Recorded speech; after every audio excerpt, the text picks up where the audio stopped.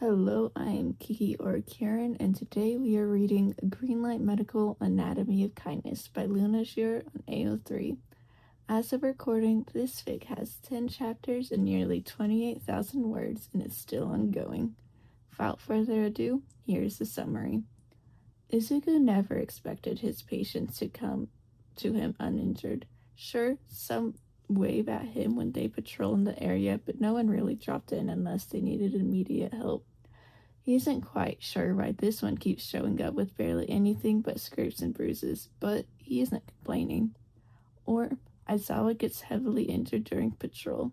Izuku mistakes him for one of his Vigilante patients for the clinic. Chapter 1, Happy Accidents. Aizawa Shota had been having a seemingly good-ish patrol.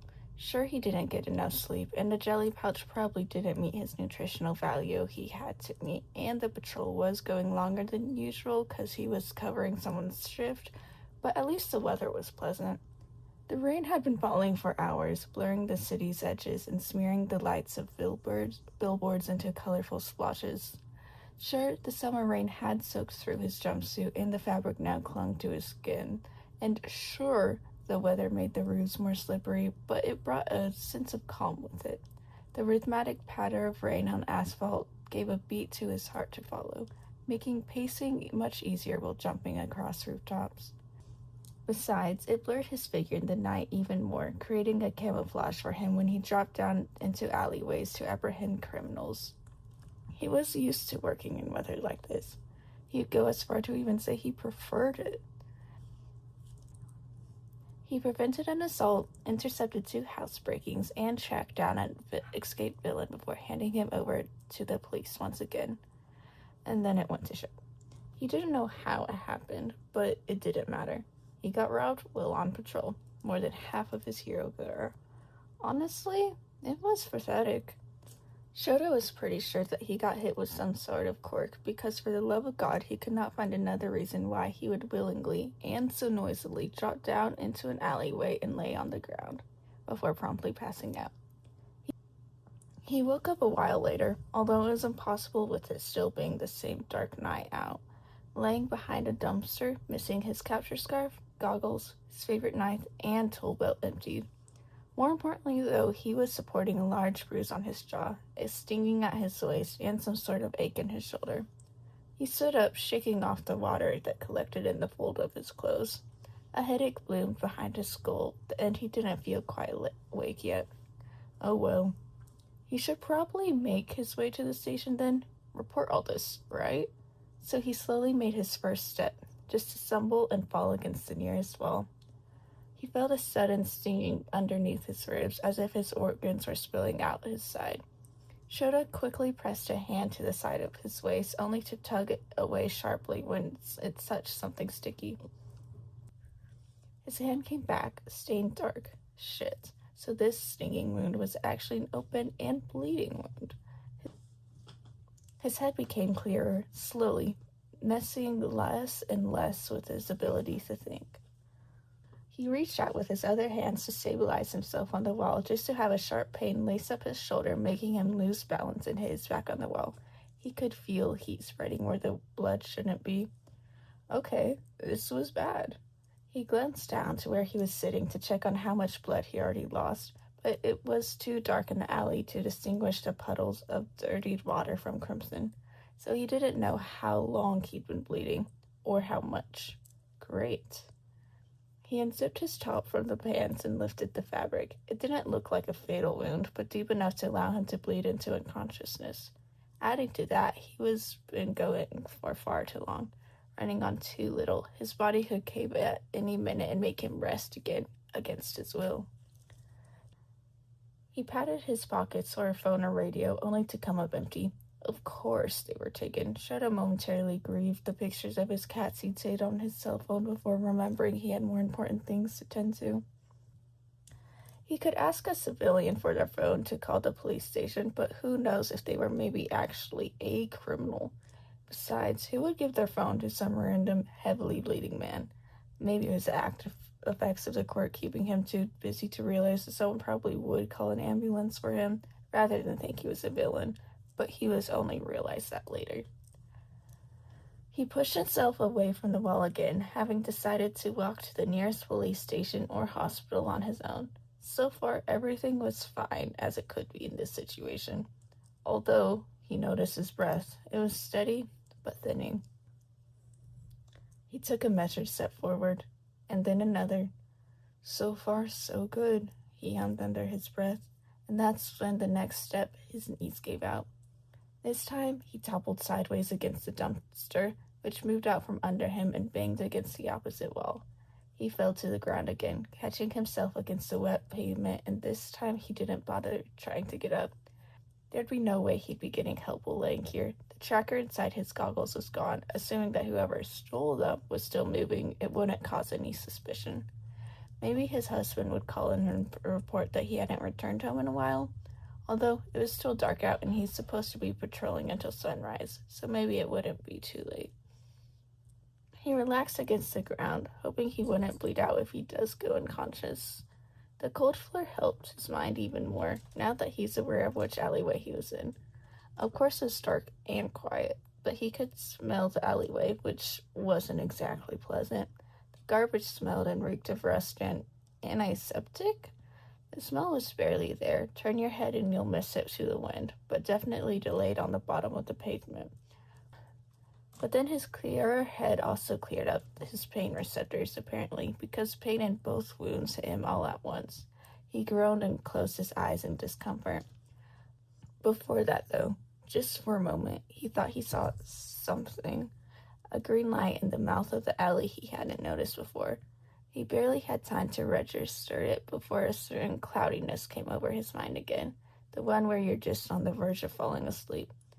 Damn it, he muttered, trying to keep his eyes open, and then the world tilted, narrowed, and went black before he could finish the curse. Inside, Izuku Midoriya froze at the sound behind the back door of the cafe. He had just been letting out one of his patients out the front when he heard something rattle in the alleyway beside them. A dull thud echoed against the walls, and Izuku knew he would have to move quickly. He bid his patient goodbye for a moment, watching as they pulled their masks back up and left down the street. He quickly rushed inside again, past the register, and practically slammed through the employees-only door. The big metal table in the employee's kitchen was still covered in a plastic sheet, and all his supplies were standing organized on the counter. He headed for the back entrance. After all, no one this late at night would make such a turmoil in his alleyway. He had his, people looking out for that. No one made much noise there, unless it was serious. He quickly opened the door, quiet, just in case. Izuku looked around in the alleyway, at first seeing nothing, but then his vision zeroed on a dark figure laying next to the dumpster. His hand quickly found the switch on the green light hanging outside of the alleyway and switched it off. He hesitated, checking the roofs for any lingering villains, then moved. Careful, quiet, just in case. Izuku soon enough squats down next to the person to feel for a pulse. It's there. Very light, but steady. Izuku thanked every deity he knew, and several he made up on the spot for that. Turning them around on their back and looking at their face, he realizes it's a man, although he's surprised to not find any mask whatsoever. For a second, he is tempted to simply call an ambulance, but then he notices the softest indents around the man's eyes that signal that he had been wearing goggles not too long ago. Maybe abandoned them somewhere for the sake of seeing better. He also notices the tool belt and one of the open pockets with the taser in them. He quickly takes notes of the injuries and presses his hand against the wound on the man's side. Maybe he was a hero? But no. If word had gotten out about his makeshift vigilante clinic and heroes had set out finding him. Besides, back in his apartment, he had a detailed list of all heroes that patrolled in this area and had memorized them to perfection. This man didn't even meet the less detailed but nonetheless good list of underground heroes that his patients informed him of. Oh well, definitely a vigilante then. Maybe a new one. With that thought, he hoisted the man up in his arms and stood up. Izuku carried the man inside and set him down on the makeshift operating table. Well, He sighed. He hadn't been anticipating another patient so close to sunrise. Welcome to the clinic. He went over to the back door, closing and flicking the switch off that turned off the shining green light outside the alleyway, signaling that Greenlight Medical had yet another patient to be busy with. I swear to Arky, is Aizawa not noticing himself bleeding out in an alleyway while he is bleeding out in an alleyway is so much more funny to me than it should be. And it's just really such an Aizawa thing to do. And he's probably concussed to truth, so there's that too. On to chapter 2, A Normal Day. Izuku Midoriya was having an absolutely normal day. Thank you very much. Although it's probably not normal for most teenagers, it was routine for him at this point.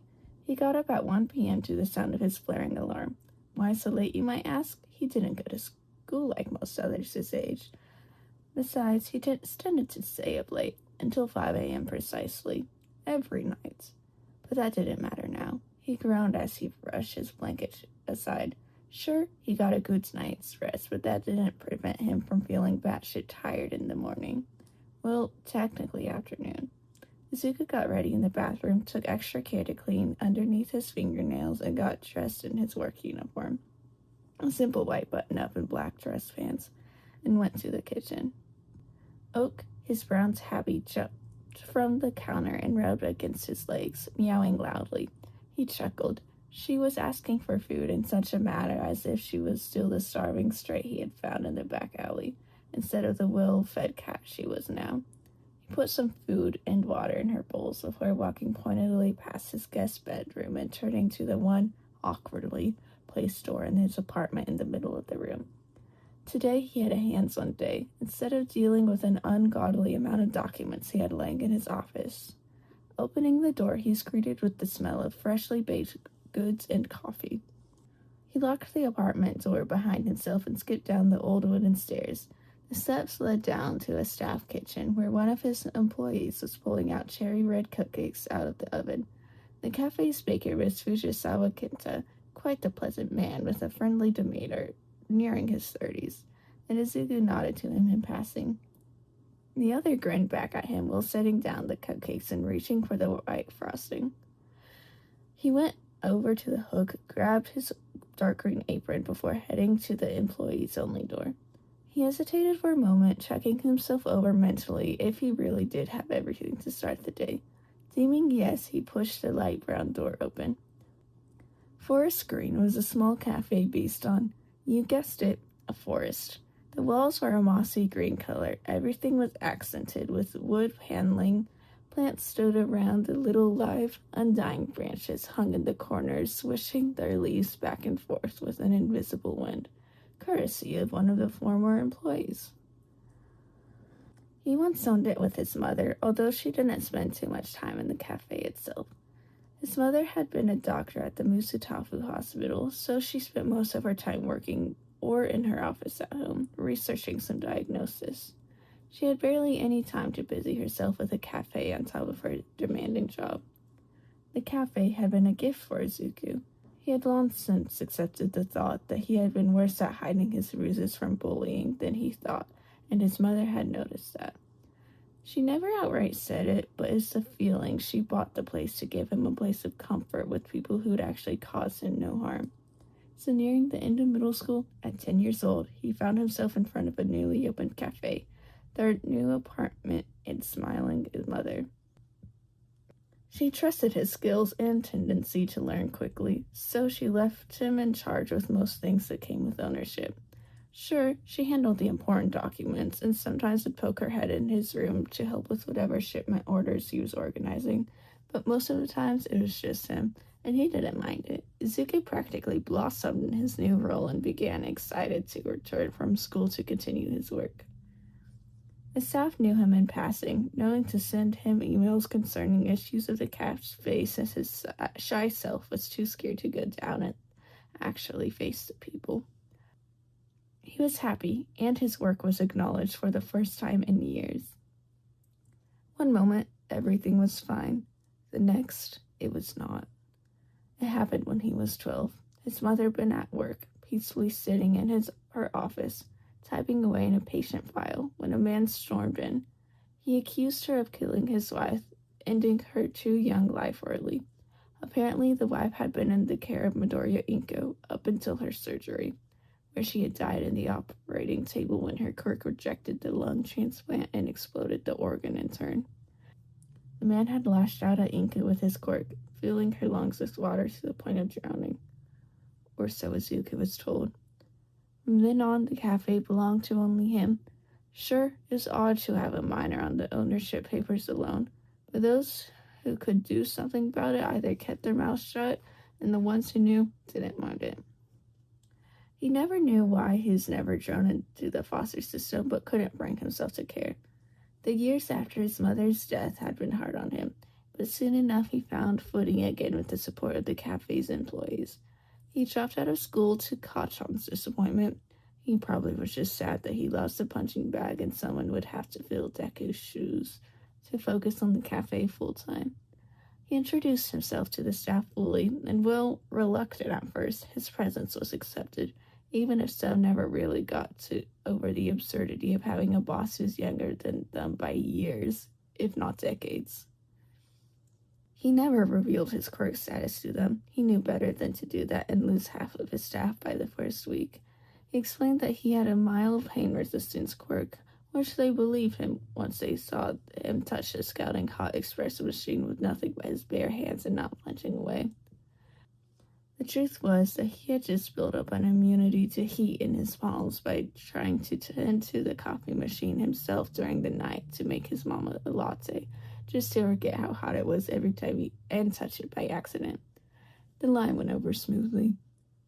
Now, standing in the threshold of the cafe, 3 years later, he was proud of how far he'd come. Well, time to get to work. The cafe was still somewhat empty, but would change once the afternoon rush really hit in. The room would be overfilling with people waiting to take their away order, and a bunch of students sitting in comfortable booths chatting away. Izuku got very excited about the students in his cafe. As the cafe was close to UA, a lot of students tended to flock in places in the area that just so happened to be an acceptable vicinity. He nearly vibrated out of his skin whenever he recognized one of them from the festival. He straightened out his apron, taking extra care that there were no folds at the top where the silver stitched leaves were, before turning to the two baristas currently present. Suda, you can go home now. I've got it for you. He smiled at the man who was nearing the end of his shift. The man blinked his large burgundy eyes at him before smiling in relief. Izuku watched as the man untied the ribbon that kept his bunny ears from flopping into his face and continued the order he was making for him as the others scurried off to the staff kitchen. He spent the next few hours preparing orders, handing out coupons to regulars, battling Karens, restocking the forest stream pastry, and chatting away with Nishimura, the other employee. He occasionally popped into the staff office to say goodbye to Fujisawa when the man finished everything for the afternoon rush and headed home, and maybe stole a cookie for himself at Fujisawa here and there. Nishimura left around 3:30. She had just barely been missing the worst of the afternoon rush and replaced by Arai, a 39-year-old man who insisted he didn't have gray hair since his hair showed age with golden streaks in his hair instead of the usual silver. He was very proud of it. The rest of the afternoon until closing was spent a lot of time chatting since Arai was very talkative. Izuku didn't mind it much, although some of the stricter customers did glare to the older male as if talking hindered him from the ability to make their orders. The teen didn't really understand it as he was compared to the other, slower. Time went by quickly, as it always did when something became routine, and soon it was time for closing. They flipped the open sign closed and ushered the last of the customers who hung around out. Arai took the front of the cafe where Izuku took the kitchens. He had made sure to clean every surface, clean out the dishwasher, and cleared the main metal table in the center of the room. He also removed the pillows from the armchairs and sofa in the corner and piled them into one colorful mess. Arai soon came through the door, hanging his apron on the hooks, and bid him goodbye. Arai Haruto was a good employee, loyal to the cafe and kind to Izuku. How good it was that he didn't know what Izuku got up to his after hours. He went over to the back door and clicked the light switch partially hidden behind a shelf. The green light in the alleyway flickered to life. Time to get to work. For real this time. This honestly was so hard to record and took a million hours to edit and re-record where I personally messed up. Here and there probably doesn't help that I'm doing this in the dead of night and running on 2 hours of sleep and spite, but oh well, what can you do except for pay taxes and die? Nonetheless, I absolutely love this fic. We not only get coffee shop, but illegal underground vigilante doctor, eraser Mike, and Aizawa. It's very peak. After all is said and done, thank you for listening.